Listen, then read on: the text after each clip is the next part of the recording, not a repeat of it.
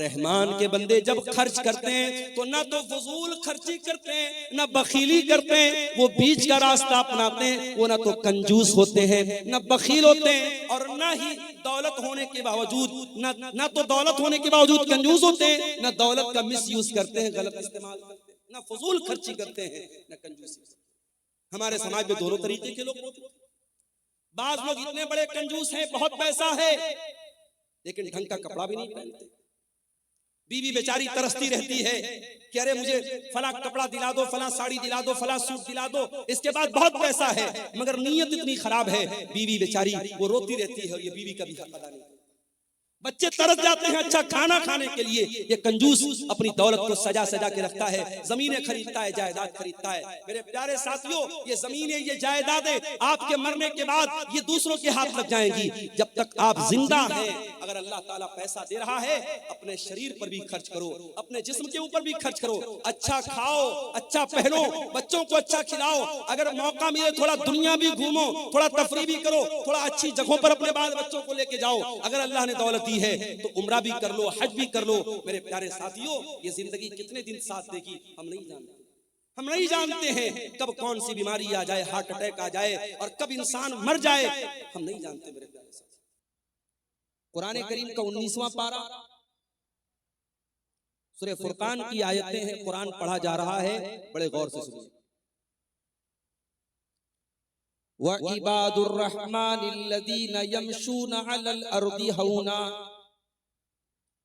व इज़ा खातबहुमुल जाहिलूना क़ालू सलामा। रहमान के बंदे वो हैं, अल्लाह के बंदे वो हैं जो जमीन के ऊपर नर्म चाल चलते हैं। अच्छा, अल्लाह ने ऐसा क्यों बोला कि रहमान के बंदे ऐसे? क्या एक गुनाह करने वाला, एक गलत काम करने वाला, एक अल्लाह तबारक व तआला के साथ शिर्क करने वाला, क्या वो अल्लाह का बंदा नहीं है? बंदे तो सब अल्लाह। लेकिन जिस तरीके से हम अपनी जबान में किसी बाप के 5 बेटे होते हैं, तो जो एक बेटा बहुत लायक होता है, अपने माँ बाप का बहुत फर्मा बरदार होता है, अपने माँ बाप की उम्मीदों पर खरा उतरता है, तो माँ बाप बड़े फख्र से कहते हैं मेरा बेटा तो वो। इसका मतलब ये नहीं होता कि बाकी उसके बेटे नहीं है। इसका मतलब ये होता है कि मेरा बेटा कहलाने के लायक हकीकत में वो बेटा है जो बहुत लायक है। वही बात अल्लाह ताला यहाँ कह रहा है, व इबादुर रहमान के लज़ीना यमशूना अलल अर्दि हौना, जो जमीन के ऊपर नर्म चाल चलते हैं, अहंकार नहीं करते, तकब्बुर नहीं करते, गुरूर नहीं करते, घमंड नहीं करते। उनकी चाल बताती है कि ये घमंडी लोग नहीं है, ये तकब्बुर करने वाले लोग नहीं है, ये तवाज़ो वाले लोग हैं, ये अपने आप को छोटा समझते हैं। इंसान तकब्बुर करे तो किस बात पर करे? इंसान अपनी पैदाइश पर गौर करे, इंसान पैदा कैसे हुआ? अयहसबुल इंसानु अन युत्रका सुदा अलम यकुन नुतफतम मिन मनिय्यिन युमना थुम्मा काना अलक़तन फखलक़ फसव्वा। ऐ इंसान, जरा तू अपनी पैदाइश के ऊपर गौर कर, जरा तू अपनी सृष्टि के ऊपर गौर कर, अपनी तख्लीक के ऊपर गौर कर। तू पैदा कैसे किया गया? तू एक मनी के कतरे से, एक स्पर्म की बूंद से तुझको पैदा किया गया, और फिर तू एक जमा हुआ खून बन गया, फिर तू गोश्त का लोथड़ा बन गया, फिर तू जीता जागता इंसान बन गया। ऐ इंसान, एक हकीर पानी के कतरे से पैदा होने वाले इंसान, तू अपनी जात पर गुरूर क्यों करता है, तकब्बुर क्यों करता है? इंसान किस बात पर तकब्बुर करता है? अगर इंसान को अपनी दौलत पर तकब्बुर है तो इंसान याद रखे, इस दुनिया में बहुत बड़े बड़े दौलतमंद आए, बहुत बड़ा दौलत वाला था कारून। इतनी दौलत थी कारून के पास के कुरान कहता है व आतैनाहु मिनल कुनूज़ि मा इन्न मफातिहहु लतनूउ बिल उस्बति उलिल कुव्वा। हमने कारून को इतनी दौलत दी थी, इतना खजाना दिया था कि कारून के खजानों की चाबियों को बहुत सारे पहलवान बड़ी मुश्किल से उठाते। अंजाम क्या हुआ कारून का? कारून को अपनी दौलत पर बड़ा नाज था, बड़ा गुरूर था, बड़ा तकब्बुर था।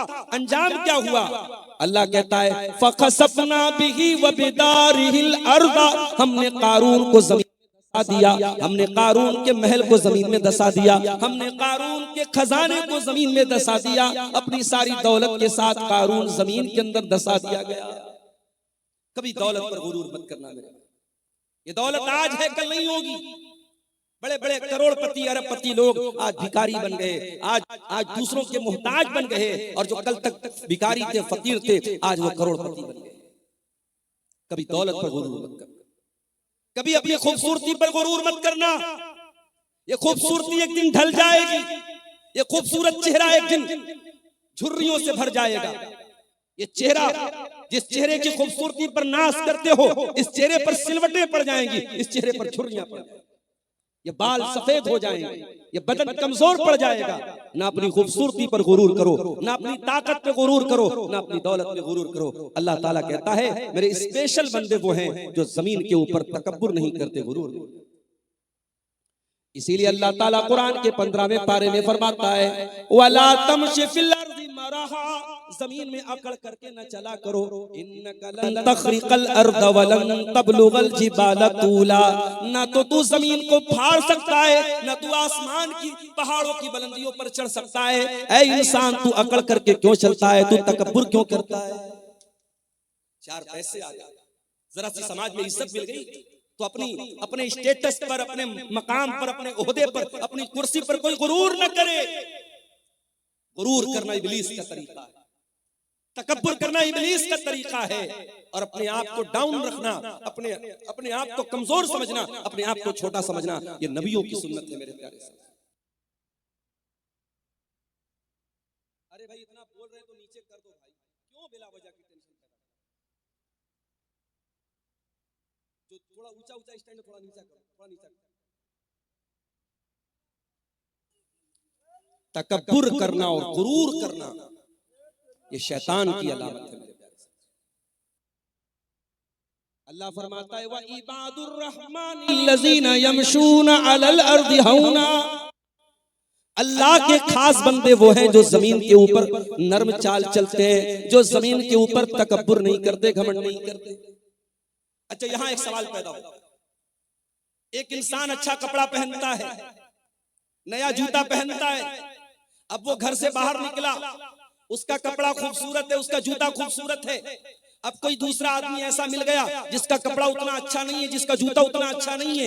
अब जाहिर है एक नेचुरल बात है, एक प्राकृतिक बात है, कुदरती बात है, जब आप अपने से कमजोर इंसान को देखेंगे, अपने से कमतर इंसान को देखेंगे, आपका कपड़ा कीमती है, आपका जूता कीमती है, तो आपके दिल और दिमाग में कहीं ये बात आ सकती है कि मैं इससे अच्छा हूं, मैं इससे खूबसूरत हूं, मैं इससे बेहतर हूं। तो क्या ऐसी थिंकिंग का पैदा होना, ऐसे विचार का दिमाग में आना, ऐसी सोच का दिमाग में आना, क्या ये भी तकब्बुर है? आइए हदीस पढ़ के सुनाता हूं। अल्लाह के नबी फरमाते हैं जिस इंसान के दिल में जर्रा बराबर तकब्बुर होगा वो जन्नत में नहीं जाएगा।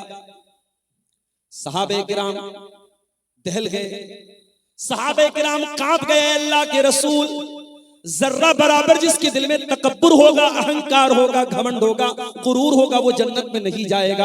ऐ अल्लाह के नबी, हम में से हर इंसान चाहता है उसका कपड़ा अच्छा हो, हर इंसान चाहता है उसका जूता अच्छा हो, अच्छा जूता पहन के निकले, अच्छा कपड़ा पहन के निकले। अब किसी दूसरे को देख करके अगर अपने आप को बड़ा समझ लिया तो ऐ अल्लाह के नबी, ये तो बड़ा घाटे का सौदा है। एक जरा सा तकब्बुर पैदा होगा और इंसान जहन्नम में चला जाएगा।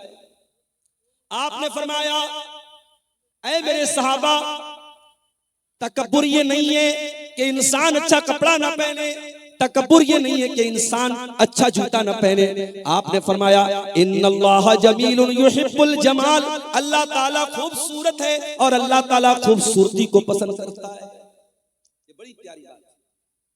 अल्लाह ताला खूबसूरत है, साहिबे जमाल है, अल्लाह जमील है और जमाल को पसंद करता है। कभी गौर कीजिए अल्लाह ताला की कायनात कितनी खूबसूरत है। ज्यादा दूर न जाइए, आप अपने गांव में निकल जाइए, खेतों और खलियानों पे जाके देखिए, गंगा के किनारे जाके जरा देखिए सूरज के डूबने का मंजर, जरा किसी नदी और पहाड़ के करीब जाके देखिए, दुनिया की सारी खूबसूरती फेल है मेरे प्यारे साथियों, अल्लाह ताला के क्रिएशन की खूबसूरती, अल्लाह की कुदरत की खूबसूरती के आगे दुनिया की सारी खूबसूरती फेल है।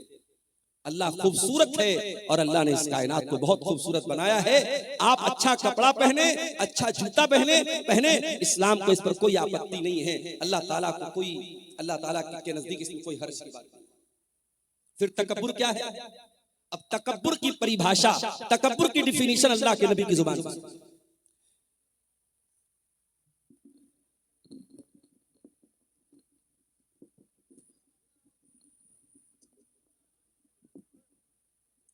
अल्लाह के प्यारे नबी ने फरमाया, अल किब्रु बत्रुल हक़्क़ि व गम्तुन नास। तकब्बुर ये है कि तुम हक बात को कबूल न करो, सच्चाई को कबूल न करो। तुम्हारे सामने सच्चाई पेश की जाए, हक बात पेश की जाए और फिर भी तुम हक बात को कबूल न करो, ये तकब्बुर है। व गम्तुन नास, और तुम लोगों को हकीर समझो, लोगों को अपने से छोटा समझो, लोगों को के ऊपर अपने आप को ऊंचा समझो, सुपीरियर समझो, ये तकब्बुर है। और इस तकब्बुर को अल्लाह माफ नहीं करेगा। तो रहमान के बंदे जब जमीन पर चलते हैं तो नरम चलते हैं, ये उनकी पहली पहचान। दूसरी पहचान, व इज़ा खातबहुमुल जाहिलून क़ालू सलामा। और रहमान के बंदों की दूसरी पहचान ये है, जब जाहिल उनके मुंह लगते हैं, जब जाहिल उनसे कन्वर्सेशन करते हैं, जब जाहिल उनसे बातचीत करते हैं और जिहालत पर उतर जाते हैं, तो ईंट का जवाब पत्थर से नहीं देते, वो शेर का जवाब सवा शेर से नहीं देते, वो जाहिल का जवाब खामोशी से देते हैं, वो सलाम कह करके आगे गुजर जाते हैं। भाई हमारा मिजाज क्या है? हमारा मिजाज तो यही है कि हम किसी से कम थोड़ी। उसने हमें कैसे बोल दिया, उसने हमें कैसे उल्टा सीधा बोल दिया, हम तो ईंट का जवाब पत्थर से देंगे, हम तो शेर का जवाब सवा शेर से देंगे। नहीं, अल्लाह कह रहा है कि मेरे स्पेशल बंदे ऐसे हैं। वइज़ा खातबहुमुल जाहिलून क़ालू सलामा। वो जाहिल का जवाब जहालत से नहीं देते, वो गलत का जवाब गलत से नहीं देते। हमारी अक्सर लड़ाई क्यों होती है? हमारी रिश्तेदारियों में जो फूट पड़ती है, जो दुश्मनी होती है, क्यों होती है? उसने मुझे बोल दिया, उसने मुझे ऐसा कह दिया, उसने मेरे साथ ऐसा कर दिया, उसने अपनी लड़की की शादी में मुझको नहीं बुलाया, उसने अपने यहाँ दावत में नहीं बुलाया, हम भी नहीं बुलाए। यही तो होता है। अल्लाह के नबी के पास एक आदमी आया, उसने कहा, अल्लाह के नबी, मेरे कुछ रिश्तेदार हैं, मैं उनके साथ अच्छा सलूक करता हूँ, वह युसीऊना इलैया, वो मेरे साथ बुरा सलूक करते हैं। ऐ अल्लाह के नबी, मैं उनके साथ अच्छा मामला करता हूँ, वो मेरे साथ जहालत का मामला करते हैं। मैं उनके साथ नरमी का मामला करता हूँ, वो मेरे साथ सख्ती का मामला करते हैं। आपने फरमाया, ऐ मेरे सहाबी, जब तक तू इस हाल में, जिस हाल में तू बता रहा है, तब तक अल्लाह ताला की तरफ से एक फरिश्ता बराबर तेरी मदद करता रहेगा। और जब तक तू ऐसा काम कर रहा है, तू अपने उन रिश्तेदारों के मुंह में जहन्नम की राख भर रहा है, जहन्नम की आग भर रहा है, क्योंकि वो तेरे नरमी के मुकाबले में सख्ती करके और तेरे एहसान के बदले बदसलूकी करके वो जहन्नम के हकदार बन रहे हैं, लेकिन तू जन्नत में अपना ठिकाना बना रहा है। ये इस्लाम का अखलाक है। अभी लखनऊ के अंदर क्रिसमस का त्योहार हमारे ईसाई मजहब के लोग मना रहे थे, उनके चर्च के पास दूसरे मजहब के लोग आए और वहां पे हुड़दंग मचाने लगे, बदतमीजी करने लगे। माफ कीजिए, हालांकि वो लोग मुसलमान नहीं थे, लेकिन ये बदतमीजी कि किसी दूसरे मजहब के त्योहार के मकाम पे जाकर अपने मजहब की का जो है प्रचार करना और वहां चीखना चिल्लाना, ये अखलाक के भी खिलाफ है और मानवता के भी खिलाफ है। आज मुल्क में नफरत का माहौल इस कदर बढ़ चुका है कि आज कभी मस्जिदों के सामने, कभी चर्च के सामने और कभी किसी दूसरे मजहब की इबादतगाह के सामने जाकर इस तरीके की बदतमीजी। इस्लाम के अंदर इस जिहालत की कोई गुंजाइश नहीं। इस्लाम जाहिलों का मजहब नहीं है, इस्लाम बदतमीजी का मजहब नहीं है। इस्लाम अखलाक का नाम है, इस्लाम किरदार का नाम है, इस्लाम कैरेक्टर का नाम है। मेरे प्यारे साथियों, जाहिल का जवाब भी आपको जहालत से नहीं देना है, गाली का जवाब भी आपको गाली से नहीं। यहूदी बहुत बड़े कमबख्त थे, बहुत बड़े बदतमीज थे, गुस्ताख थे। यहूदी अल्लाह के नबी के पास आते हैं, अस्सलामु अलैकुम कहते हैं, लेकिन जरा सी जबान को घुमा लेते हैं और अस्सलामु अलैकुम कहने के बजाय वो अस्सलामु अलैकुम कहते हैं। देखिए अरबी जबान बड़ी रिच जुबान है, बहुत रिच लैंग्वेज है। अस्सलाम वालेकुम की मीनिंग क्या है? तुम पर सलामती हो, तुम शांति से रहो, तुम समृद्धि से रहो, तुम खुश रहो। और अस्सलाम वालेकुम मतलब तुम मर जाओ। अरबी जबान इतनी रिच लैंग्वेज है कि एक लेटर खत्म हो गया, मीनिंग अपोजिट हो गई। अस्सलाम वालेकुम का मतलब तुम सलामत रहो, और अस्सलाम वालेकुम मतलब तुम मर जाओ। यहूदियों ने अस्सलाम वालेकुम कहा, किसको? नबी। नबी ने सुन लिया। हजरत आयशा के कानों में यहूदियों के जुमले पड़ गए। जब यहूदियों ने अस्सलाम वालेकुम कहा, अम्मा आयशा को गुस्सा आया, उन्होंने फौरन जवाब दिया, वालेकुम अस्सलाम वल्लानत। ऐ यहूदियों, तुम पर भी मौत आए, तुम पर भी अल्लाह की लानत आए, तुम मर जाओ। अल्लाह के नबी ने देखा हजरत आयशा बड़े गुस्से में, बड़े जोश में, बड़े जज्बात में, आपने फरमाया, महलन या आयशा, ऐ आयशा ठहर जाओ, रुक जाओ। इतने जज्बात में क्यों आ रही हो, इतने तैश में क्यों आ रही हो? इन्नल्लाह युहिब्बुर रिफ्क़ फिल अम्रि कुल्लिही। ऐ आयशा, अल्लाह ताला नरमी को पसंद करता है, अल्लाह ताला सख्ती को पसंद नहीं करता, अल्लाह तो नरमी वाला, नरमी को पसंद करता है। हजरत आयशा ने कहा, अल्लाह के नबी, आपने देखा नहीं उन यहूदियों ने कितनी गंदी बात आपको कही? उन्होंने आपको अस्सलाम वालेकुम नहीं कहा, उन्होंने आपको अस्सलाम वालेकुम कहा। मैं कैसे गवारा कर लूं मेरे नबी को मौत की बद्दुआ दी जाए, मेरे नबी को बुरा भला कहा जाए, और मैं बर्दाश्त। हजरत आयशा ने हमें और आपको एक सबक भी दिया। सबक ये दिया कि अगर आपके दिल में रसूल की मोहब्बत है और रसूल की गैरत है, और आपके रसूल को बुरा भला कहा जाए, तो आपको गुस्सा आना चाहिए, आपके जज्बात भड़कने चाहिए। अगर आपके जज्बात ठंडे पड़े, आपके नबी को कुछ भी कह दिया जाए, आपके जज्बात पर कोई फर्क न पड़े, इसका मतलब कि आप बेगैरत हो चुके हैं, आपके अंदर रसूल के नाम की कोई गैरत नहीं। क्रिसमस का त्योहार आया, ईसाई मजहब के लोग मना रहे, ठीक है, उनका मजहब है, लेकिन हमारी शरीयत क्या कहती है कि अल्लाह ताला का कोई बेटा नहीं है। लम यलिद व लम यूलद, ना तो वो किसी का बेटा है, ना उसका कोई बेटा है। क्रिसमस मनाने वाला तो ये अकीदा रखता है कि आज के दिन अल्लाह ताला का बेटा पैदा हुआ है, नऊजुबिल्लाह। और मुसलमान बेचारा अपने आप को सेकुलर साबित करने के लिए और अपने आप को मानवतावादी साबित करने के लिए ये क्रिसमस की मुबारकबाद देता है और उसमें शामिल होता है। कितने मुसलमान बच्चे सांता क्लॉस बनते हैं और उनकी नकाब पहने हुई मुसलमान माँ अपने सांता क्लॉस बने बच्चे को स्कूल में छोड़ने जाती है। मेरे प्यारे भाइयों, मेरी माँ और बहनों, होना तो ये चाहिए था कि हम इस शिर्क से अगर रोकने की क्षमता रखते तो हम रोकने की कोशिश करते। हम रोक नहीं सकते तो कम से कम बुरा समझते, मगर हम बुरा कहाँ समझ रहे हैं, हम तो सपोर्ट कर रहे हैं, हम तो साथ दे रहे हैं। इसका मतलब कि तौहीद की गैरत हमारे अंदर नहीं है, अल्लाह की गैरत हमारे अंदर नहीं है। अल्लाह को गाली दी जा रही है, अल्लाह को बुरा भला कहा जा रहा है, अल्लाह का बेटा बनाया जा रहा है, और हम मुबारकबाद दे रहे हैं, हम शुभकामनाएं दे रहे हैं, हम उनके साथ शामिल हो रहे हैं। मेरे प्यारे साथियों, हजरत आयशा ने यह सबक दिया है कि मुसलमान अगर हो, अल्लाह से मोहब्बत करते हो, रसूल से मोहब्बत करते हो, अल्लाह को बुरा भला कहा जाए तो तुम्हारा खून खौल जाना चाहिए, रसूल को बुरा भला कहा जाए तो तुम्हारा खून खौल जाना चाहिए। हजरत आयशा कहती हैं, मुझसे बर्दाश्त नहीं हुआ, मैंने जवाब दिया, ऐ यहूदियों, तुम पर अल्लाह की लानत आए, तो मेरे नबी को बुरा भला कह। नबी ने क्या जवाब दिया? कहा, आयशा, मैंने उन यहूदियों की बदतमीजी को सुना था और मैंने उनका जवाब भी दे दिया था। जब उन्होंने अस्सलाम वालेकुम कहा था, ऐ आयशा, मैंने जवाब दे दिया था, मैंने वालेकुम कह दिया था। उन्होंने कहा था, अस्सलाम वालेकुम, ऐ मोहम्मद सल्लल्लाहु अलैहि वसल्लम, आपके ऊपर मौत आ जाए, आप खत्म हो जाएं, आप हलाक हो जाएं। ऐ आयशा, मैंने जवाब दे दिया था, वालेकुम, तुम पर भी हलाकत आ जाए, तुम भी मर जाओ, तुम भी खत्म हो जाओ। ये मेरे नबी का अंदाज था। गाली का जवाब आपने गाली से नहीं दिया। मेरे भाइयों, ये अखलाक आज अपने देश में, अपने इलाके में, अपने स्टेट में, अपने गांव में, अपने खानदान में, अपने परिवार में ये अखलाक पैदा करो। अपने बच्चों को ये अखलाक सिखाओ। रहमान के बंदों का ये अखलाक होता है, वइज़ा खातबहुमुल जाहिलून क़ालू सलामा, कि वो जाहिल का जवाब जहालत से नहीं देते। अच्छा, उनका दिन ऐसा गुजरता है, उनकी रात कैसी गुजरती है? वल्लज़ीन यबीतून लिरब्बिहिम सुज्जदन व क़ियामा, जब दुनिया रात में आराम कर रही होती है, गुल छर्रे उड़ा रही होती है, अय्याशी कर रही होती है। रहमान के स्पेशल बंदे रात को तहज्जुद पढ़ते हैं, क़ियामुल लैल करते हैं, रात रात भर सजदा करते हैं, रात रात भर क़ियाम करते हैं, रातों को तहज्जुद की नमाज पढ़ते हैं।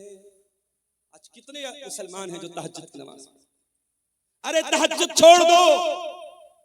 संभल की बात करने वाले, बनारस की बात करने वाले और उन मस्जिदों की बात करने वाले जिन मस्जिदों पर दुश्मनों की निगाहें हैं, अपने गांव की मस्जिदों को पहले आबाद करो। तुम्हारे गांव की मस्जिद में फजर की नमाज में कितने लोग रहते हैं? मुअज्जिन अज़ान की आवाज दे रहा है, अस्सलातु खैरुम मिनन नौम, नमाज नींद से बेहतर है। और मोहल्ले में गांव में सैकड़ों लोग रहते हैं, दो चार बूढ़ों के अलावा, दो चार बुजुर्गों के अलावा जो डंडा लेके मस्जिद में पहुंचते हैं, कोई फजर की नमाज में आने को तैयार नहीं है। गोया हम ये साबित कर रहे हैं कि ऐ मुअज्जिन, तू कहता है नमाज नींद से बेहतर है, लेकिन मेरे नजदीक नींद बेहतर है। मैं नींद को छोड़ करके नमाज पढ़ने को तैयार नहीं। आज का मुसलमान 5 टाइम की नमाज पढ़ने को तैयार नहीं, और वो बेचारा बैठ करके तबसरा कर रहा है, हमारी मस्जिदें निशाने पर हैं, हमारी मस्जिदों पर दुश्मनों की गलत नजर है। अरे दुश्मन की गलत नजर बाद में है, पहले तूने अपनी मस्जिदों को वीरान। दिल्ली की जामा मस्जिद में अभी मेरे पास वीडियो आया, वहां इंस्टाग्राम की रील बन रही है, लड़का लड़की प्यार मोहब्बत की रील बना रहे। कहा अल्लाह के घर में, जामा मस्जिद में। मैंने वीडियो देखा, मेरा खून खौल गया कि जामा मस्जिद के एडमिनिस्ट्रेशन और वहां की इंतजामिया क्या कर रही है। इस तरीके के बेहुदा वीडियोस जामा मस्जिद के अंदर बनाए जा रहे हैं। प्यार मोहब्बत की बातें, एक लड़का लड़की वो वीडियो के अंदर फिल्मा रहे, और वो वीडियो जामा मस्जिद दिल्ली के अंदर बन रही है। मेरे प्यारे साथियों, दिल्ली के अंदर 5 मस्जिदें तो ऐसी हैं, पुरानी मस्जिदें जो पिकनिक स्पॉट बन चुकी हैं, और वहां आशिक और माशूक मिलने जाते हैं। वो लवर्स पॉइंट बन गया है, वो आशिकों के मिलने का अड्डा बन गया है। ये मुसलमान का हाल है, और वो बेचारा कह रहा है कि साहब हमारी मस्जिदों पर दुश्मनों की गलत नजर है। अल्लाह कह रहा है, मेरे स्पेशल बंदे 5 टाइम की नमाज के तो पाबंद होते ही होते हैं। वल्लज़ीना यबीतूना लिरब्बिहिम सुज्जदन व क़ियामा, वो रात रात भर सजदे में रहते हैं, वो रात रात भर क़ियाम में रहते हैं, वो अल्लाह की बारगाह में रोते रहते हैं, वो अल्लाह की बारगाह में तहज्जुद पढ़ते हैं, क़ियामुल लैल करते हैं। कल जुमा का दिन है, फजर की नमाज में आप मस्जिद में जाएंगे, अगर इमाम साहब को मसला मालूम है, सुन्नत का तरीका मालूम है, इमाम साहब पहली रकात में सूरह सजदा पढ़ाएंगे, दूसरी रकात में सूरह दहर पढ़ाएंगे। सूरह सजदा की तिलावत जब आप सुनेंगे, सूरह सजदा में ये आयत भी इमाम साहब तिलावत करेंगे, ततजाफा जुनूबुहुम अनिल मज़ाजी यदऊन रब्बहुम खौफन व तमा। मेरे नेक बंदे वो हैं जो अपने बिस्तर से अलग रहते हैं। रातों में लोग सोए रहते हैं, मेरे नेक बंदे अपने बिस्तर से अलग होकर अल्लाह की बारगाह में रुकू कर रहे होते हैं, अल्लाह की बारगाह में सजदा कर रहे होते हैं। मेरे नेक बंदे तहज्जुद पढ़ते हैं, मेरे नेक बंदे क़ियामुल लैल करते हैं। और एक बात आपको बोलता हूं, कभी कोई मसला फंस जाए, कभी जिंदगी में कोई प्रॉब्लम आ जाए, कभी कोई समस्या आ जाए, नुस्खा बताता हूं, नोट कर लो। 5 टाइम की नमाज की पाबंदी करो, और तहज्जुद की नमाज के लिए मोबाइल पर अलार्म सेट करो। फजर की अजान 5 बजे हो रही है, रात में 3 बजे उठो और वजू करके 8 रकात तहज्जुद की नमाज पढ़ो, मैक्सिमम 8 रकात। अगर 8 रकात पढ़ने की ताकत नहीं तो 6 भी पढ़ सकते हो, 6 की ताकत नहीं तो 4 भी पढ़ सकते हो, 4 की ताकत नहीं तो 2 भी पढ़ सकते हो। मिनिमम 2 रकात, मैक्सिमम 8 रकात तहज्जुद की नमाज पढ़ो, और उसके बाद अल्लाह के सामने अपनी झोली फैला दो। ऐ अल्लाह, शादी को 8 साल हो गए, तेरा बंदा औलाद की नेमत से महरूम है। ऐ अल्लाह, मेडिकल चेकअप करा लिया, डॉक्टर्स की रिपोर्टें नॉर्मल हैं, डॉक्टर का इलाज दुरुस्त है। ऐ अल्लाह, मेरे मेरे मेरे घर में बच्चे की किलकारी नहीं गूंज रही है, मेरी बीवी की गोद सुनी है। ऐ अल्लाह, मुझे औलाद की नेमत से नवाज दे। मेरे प्यारे साथियों, ये तजर्बा और मुशाहदा जो उलमा का और नेक लोगों का रहा है, वो मैं आपको बता रहा हूँ। तहज्जुद की नमाज में आप तहज्जुद की नमाज पढ़ने के बाद अल्लाह से वो चीजें मांगिए जो असंभव है, जो नामुमकिन है। अल्लाह ताला उस असंभव और नामुमकिन को भी इंशाअल्लाह मुमकिन। तजर्बे और मुशाहदे की बात बता रहा हूँ, क्योंकि वो वक्त ऐसा है मेरे प्यारे साथियों जब अल्लाह खुद आसमान दुनिया पर नाजिल होता है और अल्लाह खुद कहता है अपने बंदों से, मांगो मुझसे, मैं तुम्हारी पुकार को सुनूंगा, मुझसे मग़फ़िरत तलब करो, मैं तुम्हें माफ कर दूंगा, मुझसे सवाल करो, मैं तुम्हें दूंगा। अल्लाह देने के लिए उतरा है, अल्लाह दे रहा है। और मेरे प्यारे साथियों, हम इतने बदनसीब हैं, हम उस मुबारक वक्त को, उस अजीम घड़ी को हम उसको खो देते हैं। मेरे प्यारे साथियों, तहज्जुद की नमाज आपको बहुत कुछ ऐसा देगी जो आपको सोच के भी बाहर है, आपके तसव्वुर से भी बाहर है। अल्लाह कह रहा है मेरे स्पेशल बंदे रातों को तहज्जुद की नमाज पढ़ो। और आगे बढ़िए। अच्छा, तहज्जुद पढ़ते हैं इसका मतलब नेक लोग हैं। अब जब नेक लोग हैं तो उनको तो अपने आप पर एक खुशी होनी चाहिए कि साहब हम तो तहज्जुद पढ़ने वाले हैं, जन्नत तो हमारे बाप की होगी, जन्नत में तो हमारा रिजर्वेशन हो गया। नहीं, तहज्जुद पढ़ने के बावजूद अल्लाह के अजाब से डरते रहे। वल्लज़ीना यक़ूलूना रब्बना अस्रिफ़ अन्ना अज़ाब जहन्नम इन्ना अज़ाबहा कान गरामा इन्नहा साअत मुस्तक़र्रन व मुक़ामा। रहमान के खास बंदे तहज्जुद की नमाज पढ़ते हैं, रात रात भर जागते हैं, लेकिन फिर भी अल्लाह से दुआएं करते हैं कि ऐ परवरदिगार, तू जहन्नम के अजाब से हमको बचा ले। इन्ना अज़ाबहा कान गरामा, जहन्नम का अजाब तो चिमट जाने वाला है, जहन्नम का अजाब तो चिपक जाने वाला है, जहन्नम का अजाब तो छोड़ने वाला नहीं है, जहन्नम की अजाब तो जान छोड़ने वाला नहीं है। आज 2-4 लाख रुपया हमने मस्जिद में दे दिया, 2-4 लाख रुपया हमने मदरसे में दे दिया, कोई जलसा करा दिया, कोई मस्जिद बनवा दी, कोई यतीमों की मदद कर दी, तो हम उतने ही पर बड़े फख्र से, बड़े गुरूर से हम अपने आप को समझते हैं कि साहब हमने तो बहुत बार तीर मार लिया, अब तो जन्नत हमारे बाप की हो गई। नहीं मेरे प्यारे साथियों, ये बहुत ही खतरनाक किस्म का तकब्बुर है कि इंसान अपनी नेकियों को, अपने नेक अमाल को अपनी नजात के लिए फाइनल समझे कि हाँ मैंने नेकी कर ली तो मेरी नजात हो गई। इंसान को नेकी करके भी डरना चाहिए, पता नहीं अल्लाह ताला ने उसकी नेकी कबूल की है। हजारों साल पहले जब इब्राहिम अलैहिस्सलाम ने खाने काबा को बनाया था, उनका बेटा इस्माइल भी अपने बाप के साथ खाने काबा को बना रहा था। दोनों बाप बेटे खाने काबा को बना रहे थे और बाप बेटे क्या दुआ कर रहे थे, कुरान बाप बेटों की दुआ को बयान कर रहा है। व इज़ यरफ़उ इब्राहीमुल क़वाइद मिनल बैति व इस्माइल रब्बना तक़ब्बल मिन्ना इन्नका अंतस समीउल अलीम। ऐ परवरदिगार, इब्राहिम दुआ कर रहे हैं, उनका बेटा इस्माइल दुआ कर रहा है, ऐ परवरदिगार हम बनाने को तो खाने काबा बना रहे हैं, ऐ अल्लाह हम तेरा घर बना रहे हैं, हम मस्जिद बना रहे हैं, लेकिन अल्लाह हमको पता नहीं हमारा ये अमल कबूल होगा कि नहीं होगा। रब्बना तक़ब्बल मिन्ना इन्नका अंतस समीउल अलीम, ऐ अल्लाह तू हमारी इस नेकी को कबूल फरमा ले, तू दुआओं को सुनने वाला है, तू दिल का हाल जानने वाला है। नेकी के बाद इंसान को चिंता होनी चाहिए कि हमारी नेकी अल्लाह ताला के स्वीकार हुई कि नहीं हुई, अल्लाह ताला के कबूल हुई कि नहीं हुई। रहमान के बंदे तहज्जुद पढ़ते हैं और फिर भी दुआ करते हैं कि ऐ अल्लाह हमें जहन्नम के अजाब से बचा ले। इन्ना अज़ाबहा कान गरामा, जहन्नम का अजाब इंसान को चिपक जाने वाला। गरामा का मतलब समझते हैं, अरबी जबान में जब कोई किसी से कर्जा लेता है तो जो कर्जा वसूलने के लिए आता है उसके लिए अरबी में गराम का लफ्ज इस्तेमाल होता है। जाहिर है कि अगर आपने किसी से कर्जा लिया है तो बार बार आपके घर पे आएगा, आपको छोड़ेगा नहीं आपसे जब तक पैसा नहीं ले लेगा। जहन्नम का अजाब भी गरामा है, जहन्नम का अजाब छोड़ने वाला नहीं है, जहन्नम का अजाब चिपक जाने वाला है, चिमट जाने वाला। अल्लाह ताला हम सबकी हिफाजत फरमाए। इन्नहा साअत मुस्तक़र्रन व मुक़ामा, जहन्नम बड़ा ही बुरी जगह है, बड़ा ही बुरा ठिकाना है। और आगे बढ़िए। रहमान के बंदों का अखलाक आपने देख लिया, रहमान के बंदों की नमाज आपने देख ली, रहमान के बंदों की दुआ आपने देख ली। अब थोड़ा सा और आगे बढ़िए। अल्लाह फरमाता है वल्लज़ीना इज़ा अनफ़क़ू लम युस्रिफ़ू व लम यक़तुरू व काना बैन ज़ालिका क़वामा। रहमान के बंदे जब खर्च करते हैं तो ना तो फजूल खर्ची करते हैं, ना बखीली करते हैं, वो बीच का रास्ता अपनाते हैं। वो ना तो कंजूस होते हैं, ना बखील होते हैं, और ना ही दौलत होने के बावजूद ना तो दौलत होने के बावजूद कंजूस होते हैं, ना दौलत का मिसयूज करते हैं, गलत इस्तेमाल करते हैं, ना फजूल खर्ची करते हैं, ना कंजूसी। हमारे समाज में दोनों तरीके के लोग मौजूद हैं।